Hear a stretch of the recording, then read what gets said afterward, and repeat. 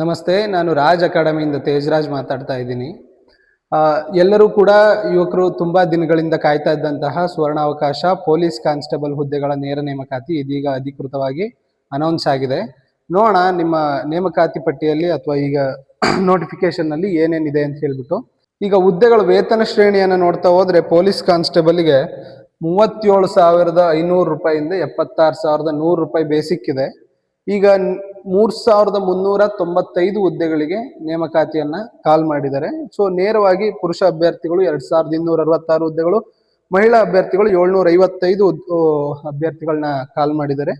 ಸೇವಾನಿರತ ಪುರುಷರಿಗೆ 257 ಮತ್ತು ಸೇವಾನಿರತ ಮಹಿಳೆಯರಿಗೆ 82, ತೃತೀಯ ಲಿಂಗಿಗಳಿಗೆ 35 ಪೋಸ್ಟ್.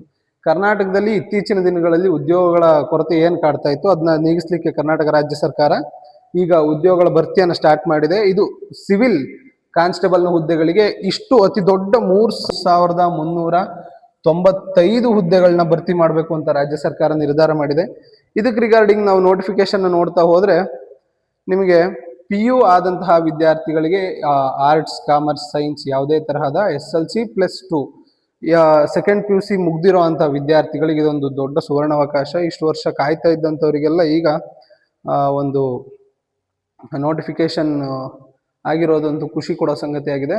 ಈಗ ಅಭ್ಯರ್ಥಿಗಳಿಗೆ ವಯೋಮಿತಿಯನ್ನ ಎಲ್ಲೆಲ್ಲಿಗೆ ಇಟ್ಟಿದ್ದಾನೆ ಅಥವಾ ಎಷ್ಟು ವರ್ಷಗಳಿಗೆ ಮಾಡಿದ್ದಾನೆ ಅಂತ ನೋಡ್ತಾ ಹೋಗೋದಾದ್ರೆ, ಸಾಮಾನ್ಯ ಅರ್ಹತೆ ಇರುವಂತಹ ಅಭ್ಯರ್ಥಿಗಳಿಗೆ 33 ವರ್ಷಗಳ ವಯೋಮಿತಿಯನ್ನ ಸೆಟ್ ಮಾಡಿದ್ದಾನೆ ಕರ್ನಾಟಕ ರಾಜ್ಯ ಸರ್ಕಾರದಿಂದ. ಸಾಮಾನ್ಯ ಅಭ್ಯರ್ಥಿಗಳಿಗೆ 33 ವರ್ಷ ವಯೋಮಿತಿಯನ್ನ ಸೆಟ್ ಮಾಡಿದ್ದಾನೆ. ಸಾಮಾನ್ಯ ಜನರಲ್ಗೆ 33 ವರ್ಷ ವಯೋಮಿತಿಯನ್ನ ಸೆಟ್ ಮಾಡಿದ್ದಾನೆ. ಅದೇ ರೀತಿ ನಾವು ನೋಡ್ತಾ ಹೋದ್ರೆ ಪರಿಶಿಷ್ಟ ಜಾತಿ, ಪರಿಶಿಷ್ಟ ಪಂಗಡ, ಪ್ರವರ್ಗ 1 ಮತ್ತು ಪ್ರವರ್ಗ 2A, 2A, 2B ಮತ್ತೆ 3B ಅಭ್ಯರ್ಥಿಗಳಿಗೆ 35 ವರ್ಷಗಳ ರಿಲ್ಯಾಕ್ಸೇಷನ್ ಮತ್ತೆ ಏಜ್ ಇದನ್ನ ಕ್ರೈಟೀರಿಯಾವನ್ನ ಇಟ್ಟಿದ್ದಾರೆ. SC ST ಪ್ರವರ್ಗ category 1, category 2, 2A, 2B, 3A, 3B ಅಭ್ಯರ್ಥಿಗಳಿಗೆ 35 ವರ್ಷಗಳ ವಯಸ್ಸಿನ ಮಿತಿಯನ್ನು ಕೊಟ್ಟಿದ್ದಾರೆ. ಇದು ಖುಷಿ ಪಡುವಂತ ಸಂಗತಿ, ಯಾಕೆಂದ್ರೆ ಇಷ್ಟೊಂದು ವರ್ಷಗಳಿಗೆ ನಮಗೆ ನೇಮಕಾತಿಯ ಅಭಾವ ಇದ್ದಿದ್ರಿಂದ ಈಗ ಏಜ್ ರಿಲ್ಯಾಕ್ಸೇಷನ್ ಕೂಡ ನಿಮಗೆ ಸಿಕ್ಕಿದೆ. ಇಲ್ಲಿ ಕ್ಲಿಯರ್ ಆಗಿ ಹೇಳ್ತಾ ಹೋಗಿದ್ದಾರೆ, ನೀವು ನೋಡ್ಬೋದು. ಕರ್ನಾಟಕ ಅರಣ್ಯ ಪ್ರದೇಶಗಳಲ್ಲಿ ವಾಸಿಸುತ್ತಿರುವ ಬುಡಕಟ್ಟು ಅಭ್ಯರ್ಥಿಗಳಿಗೆ 38 ವರ್ಷಗಳ ಏಜ್ ರಿಲ್ಯಾಕ್ಸೇಷನ್ ಕೊಟ್ಟಿದ್ದಾರೆ ಮತ್ತೆ ವಯೋಮಿತಿಯನ್ನು ಅವ್ರನ್ನ 38 ವರ್ಷಕ್ಕೆ ನಿಗದಿಪಡಿಸಿದ್ದಾರೆ. ಇದೇ ರೀತಿ ನಾವು ಮುಂದೆ ಅವ್ರದ್ದು ನೋಡ್ತಾ ಹೋದ್ರೆ ಸೇವಾನಿರತ ಪುರುಷ ಮತ್ತು ಮಹಿಳಾ ಅಭ್ಯರ್ಥಿಗಳಿಗೆ ಏನ್ ಮಾಡಿದ್ದಾರೆ, ಅಥವಾ ಎಕ್ಸ್ ಸರ್ವಿಸ್ ಮ್ಯಾನ್ಗಳು, ಮಹಿಳೆ ಅಭ್ಯರ್ಥಿಗಳು ಮತ್ತೆ ಪುರುಷ ಅಭ್ಯರ್ಥಿಗಳಿಗೆ ಸಾಮಾನ್ಯ ಅರ್ಹತೆ ಅಭ್ಯರ್ಥಿಗಳಿಗೆ 38 ವರ್ಷಗಳನ್ನ ಕೊಟ್ಟಿದ್ದಾರೆ. ಅದೇ ಪರಿಶಿಷ್ಟ ಜಾತಿ, ಪರಿಶಿಷ್ಟ ಪಂಗಡ, SC ST category 1, category 2, 2A, 2B, 3A, 3B ಅಭ್ಯರ್ಥಿಗಳಿಗೆ 40 ವರ್ಷಗಳ ಮ್ಯಾಕ್ಸಿಮಮ್ ರಿಲ್ಯಾಕ್ಸೇಷನ್ ಕೊಟ್ಟಿದ್ದಾರೆ.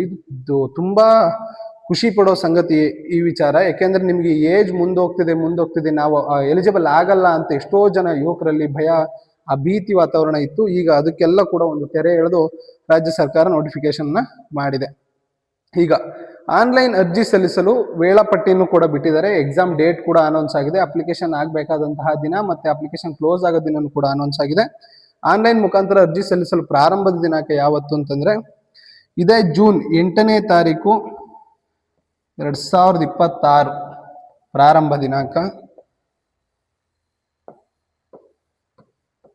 ಆನ್ಲೈನ್ ಅಪ್ಲಿಕೇಶನ್ ಹಾಕಲು ಪ್ರಾರಂಭ ದಿನಾಂಕ ಯಾವಾಗ ಅಂತಂದ್ರೆ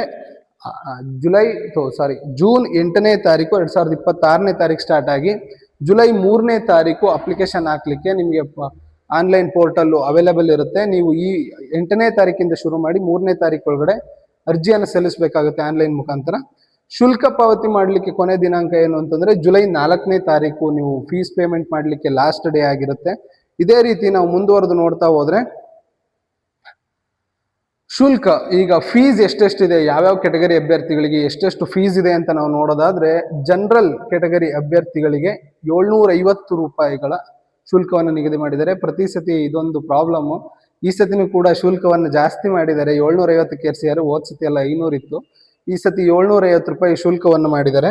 ಪಾವತಿ ನಾವು ನೋಡೋದಾದ್ರೆ ಪ್ರವರ್ಗ 2A, 2B, 3A, 3B ಸಾಮಾನ್ಯ ಅರ್ಹತೆ ಮತ್ತು ಇತರ ಪ್ರವರ್ಗಗಳು, ಇತರ ಅದರ್ ಕೆಟಗರೀಸ್ ಮತ್ತು ಜನರಲ್ ಕೆಟಗರಿಗೆ 2A, 2B, 3A, 3Bಗಳಿಗೆ 750 ರೂಪಾಯಿಗಳ ಎಕ್ಸಾಮ್ ಫೀಸ್ ಇರುತ್ತೆ. ಅದೇ ರೀತಿ ನಾವು ನೋಡ್ತಾ ಹೋದ್ರೆ SC ST ಕೆಟಗರಿ 1 ಹಾಗೂ ಮಾಜಿ ಸೈನಿಕ ಮತ್ತು ತೃತೀಯ ಲಿಂಗಿ ಅಭ್ಯರ್ಥಿಗಳಿಗೆ 500 ರೂಪಾಯಿಗಳನ್ನ ಶುಲ್ಕವನ್ನ ಎಕ್ಸಾಮ್ ಫೀಸ್ ಅನ್ನ ಈ ಸತಿ ಇಟ್ಟಿದ್ದಾರೆ. ಇದೇ ರೀತಿ ನಾವು ನೋಡ್ತಾ ಹೋದ್ರೆ ಎಕ್ಸಾಮ್ ಟೈಪ್ ಯಾವ ರೀತಿ ಇರುತ್ತೆ ಅಂತಂದ್ರೆ ಎಕ್ಸಾಮ್ ಟೈಪು OMR ವಿಧಾನದಲ್ಲಿ ಇರುತ್ತೆ, OMR ಟೈಪ್ ಇರುತ್ತೆ.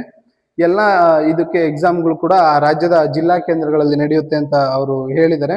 ಈಗ ಮೇಜರ್ ಸಿಲೆಬಸ್ಸಿಗೆ ನಾವು ಬಂದ್ರೆ ಈ ವರ್ಷ PC ಸಿಲೆಬಸ್ಸಿಗೆ ಏನೇನು ಇಟ್ಟಿದ್ದಾರೆ ಅಥವಾ ಈ ಸತಿ ಸರ್ಕಾರದಿಂದ ನೋಟಿಫಿಕೇಶನ್ ಆಗಿರೋದ್ರಲ್ಲಿ PC ಸಿಲೆಬಸ್ಸಿಗೆ ಏನೇನಿದೆ ಅಂತ ನಾವು ನೋಡೋದಾದ್ರೆ, ಸಾಮಾನ್ಯ ಜ್ಞಾನ ಅಂತ ಹೇಳಿದ್ರೆ ನಿಮಗೆ ಜನರಲ್ ನಾಲೆಡ್ಜ್ ಬರುತ್ತೆ. ಸಾಮಾನ್ಯ ಜ್ಞಾನ, ವಿಜ್ಞಾನ, ಸೈನ್ಸು, ಮತ್ತೆ ಭೂಗೋಳ, ಜಿಯೋಗ್ರಫಿ, ಹಿಸ್ಟ್ರಿ, ಭಾರತ ಸಂವಿಧಾನ, ಇಂಡಿಯನ್ ಕಾನ್ಸ್ಟಿಟ್ಯೂಷನ್, ರಾಷ್ಟ್ರೀಯ ಸ್ವಾತಂತ್ರ್ಯ ಚಳುವಳಿ, ಇಂಡಿಯನ್ ಫ್ರೀಡಮ್ ಮೂವ್ಮೆಂಟ್ಸ್ ಇರ್ಬೋದು, ಮತ್ತೆ ಮಾನಸಿಕ ಸಾಮರ್ಥ್ಯ, ಮೆಂಟಲ್ ಎಬಿಲಿಟಿ, ಮತ್ತು ನೈತಿಕ ಶಿಕ್ಷಣ, ಮೋರಲ್ ಎಜುಕೇಶನ್ ಒಳಗೊಂಡಂತೆ ಜನರಲ್ ಸ್ಟಡೀಸ್. ಈ ಜನರಲ್ ಸ್ಟಡೀಸ್ ಅಂತ ಕಂಪ್ಲೀಟ್ ಏನ್ ಕೊಟ್ಟಿದ್ದಾನೆ ಅವ್ನು ಅದರಲ್ಲಿ ಏನ್ ಬೇಕಾದ್ರೂ ಕ್ವಶನ್ಸ್ ನ ಕೇಳ್ಬೋದು.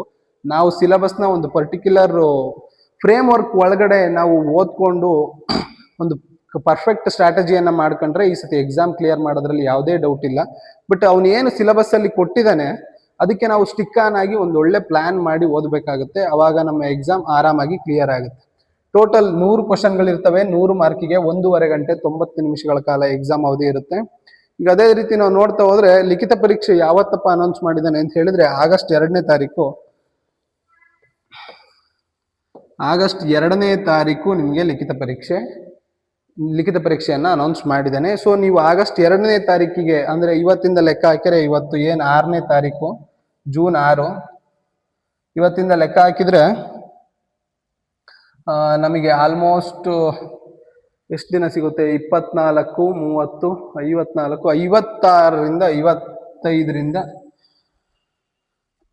ನಮಗೆ 55ರಿಂದ 56 ದಿನಗಳು ಮಾತ್ರ ಈಗ ಇರುವಂಥದ್ದು. ಸೊ ನಾವು ನಮ್ಮದೇ ಆದಂತಹ ಓನ್ ವೇನಲ್ಲಿ ಅಥವಾ ನಮ್ಮದೇ ಆದಂತಹ ಸ್ಟ್ರಾಟಜಿಗಳನ್ನು ಯೂಸ್ ಮಾಡ್ತಾ ಎಷ್ಟು ಸಾಧ್ಯ ಆಗುತ್ತೋ ಅಷ್ಟು ನಮ್ಮ ಸಿಲೆಬಸ್ಗಳನ್ನ ಕವರ್ ಮಾಡಿ, ರಿವಿಷನ್ಸ್ನ ಆದಷ್ಟು ಮಾಡ್ತಾ ಕ್ವಶನ್ ಪೇಪರ್ಸ್ನ ಅನಾಲಿಸಿಸ್ ಮಾಡ್ತಾ ಎಕ್ಸಾಮ್ಗೆ ಪ್ರಿಪೇರ್ ಆಗೋದಿದೆಯಲ್ಲ, ಅದು ತುಂಬ ಉತ್ತಮವಾದ ಬೆಳವಣಿಗೆ ಆಗುತ್ತೆ ನಮ್ಮ ಎಕ್ಸಾಮ್ ಕ್ಲಿಯರ್ ಮಾಡೋ ದೃಷ್ಟಿಕೋನದ ಕಡೆಗೆ. ಇನ್ನು 55 ದಿನಗಳಲ್ಲಿ ಯಾವ ಸ್ಟ್ರಾಟಜಿ ಮಾಡಬೇಕು, ಏನು ಮಾಡಬೇಕು ಅನ್ನೋದನ್ನ ನಾವು ನಮ್ಮ ಅಕಾಡೆಮಿಯಲ್ಲಿ ಈಗ ಇದೇ PC ಬ್ಯಾಚ್ಗಳು ಈಗ 10ನೇ ತಾರೀಕಿಂದ ಸ್ಟಾರ್ಟ್ ಆಗ್ತಿದ್ದಾವೆ. ಅಲ್ಲಿ ನಾವು ನಿಮಗೆ ಕ್ಲಾಸಸ್ನ ಕಂಡಕ್ಟ್ ಮಾಡ್ತಿದ್ದೀವಿ.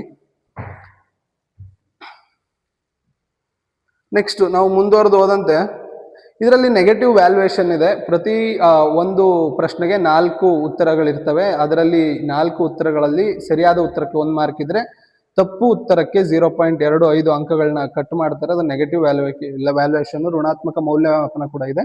ಸೊ ಈಗ ಏನಾಗಿದೆ ಅಂತಂದ್ರೆ 5ನೇ ಆಪ್ಷನ್ ಕೂಡ ನಿಮಗೆ ಅವೈಲೇಬಲ್ ಮಾಡಿದ್ದಾರೆ. ನಿಮಗೆ ಯಾವ್ದಾದ್ರು ಉತ್ತರ ಗೊತ್ತಿಲ್ಲ ಅಂದ್ರೆ ನೀವು 5ನೇ ಆಪ್ಷನ್ ಅನ್ನ ತುಂಬಬೇಕಾದಂಥದ್ದು ಕಂಪಲ್ಸರಿ ಆಗಿದೆ. ಇಲ್ಲ ಅಂದ್ರೆ ಕೂಡ ನಿಮಗೆ ನೆಗೆಟಿವ್ ಆಗುತ್ತೆ. ನಿಮಗೆ ಇನ್ನೇನು ಕೇವಲ 55ರಿಂದ 56 ದಿನಗಳು ಮಾತ್ರ ಉಳಿದಿದೆ. ನಿಮ್ಮ ತಯಾರಿ ಜೋರಾಗಿರ್ಲಿ. ನಿಮಗೆ ಬೇಕಾದಂತಹ ಎಲ್ಲ ಸಪೋರ್ಟ್ ಕೂಡ ರಾಜ್ ಅಕಾಡೆಮಿ ವತಿಯಿಂದ ಇದ್ದೇ ಇರುತ್ತೆ. ನಾವು ಕೂಡ 10ನೇ ತಾರೀಕಿಂದ PC ಬ್ಯಾಚ್ ಕಡೂರಿನಲ್ಲಿ ಪ್ರಾರಂಭ ಮಾಡ್ತಾ ಇದ್ದೀವಿ. ದಯವಿಟ್ಟು ಅಡ್ಮಿಷನ್ಸ್ ಸ್ಟಾರ್ಟ್ ಆಗಿದೆ. ಎನ್ರೋಲ್ ಆಗೋರು ವಿದ್ಯಾರ್ಥಿಗಳು, ಆಸಕ್ತಿ ಇರುವಂತಹ ಅಭ್ಯರ್ಥಿಗಳು ಅಥವಾ ನನ್ನ ಮುಂದಿನ ಭವಿಷ್ಯದ ಪೊಲೀಸ್ ಅಧಿಕಾರಿಗಳು ದಯವಿಟ್ಟು ಬಂದು ಎನ್ರೋಲ್ ಆಗಿ ಅಥವಾ ನಿಮ್ಮ ಅಡ್ಮಿಷನ್ಗಳನ್ನ ತಗೊಳ್ಳಿ. 10ನೇ ತಾರೀಕಿಂದ ಕ್ಲಾಸಿಗೆ ಬರುವ ಸಿದ್ಧತೆಗಳನ್ನ ಮಾಡಿ. ಇದರಲ್ಲಿ ನಿಮಗೆ ಸಿಲೆಬಸ್ನಲ್ಲಿರೋ ಪ್ರತಿಯೊಂದು ಸಬ್ಜೆಕ್ಟ್ಗಳನ್ನು ಕೂಲಂಕುಷವಾಗಿ ಕ್ಲಾಸ್ ರೂಮ್ನಲ್ಲಿ ಹೇಳ್ಕೊಡ್ಲಾಗುತ್ತದೆ. ಮತ್ತೆ ಎಕ್ಸಾಮ್ ಪ್ಯಾಟರ್ನ್ಸ್ ಯಾವ ಥರ ಇರುತ್ತೆ, ಕ್ವಶನ್ ಪೇಪರ್ ಡಿಸ್ಕಷನ್ಸ್ ಆಗಿರ್ಬೋದು ಅಥವಾ ಮಾಕ್ ಟೆಸ್ಟ್ ಆಗಿರ್ಬೋದು, ಪ್ರತಿಯೊಂದು ಕೂಡ ನಿಮಗೆ ಅವೈಲೇಬಲ್ ಮಾಡಿ ನಿಮ್ಮನ್ನು PC ಮಾಡುವ ಸಂಪೂರ್ಣ ಹೊಣೆಗಾರಿಕೆ ನಮ್ಮ ಮೇಲಿದೆ. ಜೈ ಹಿಂದ್, ಜೈ ಕರ್ನಾಟಕ ಮಾತು.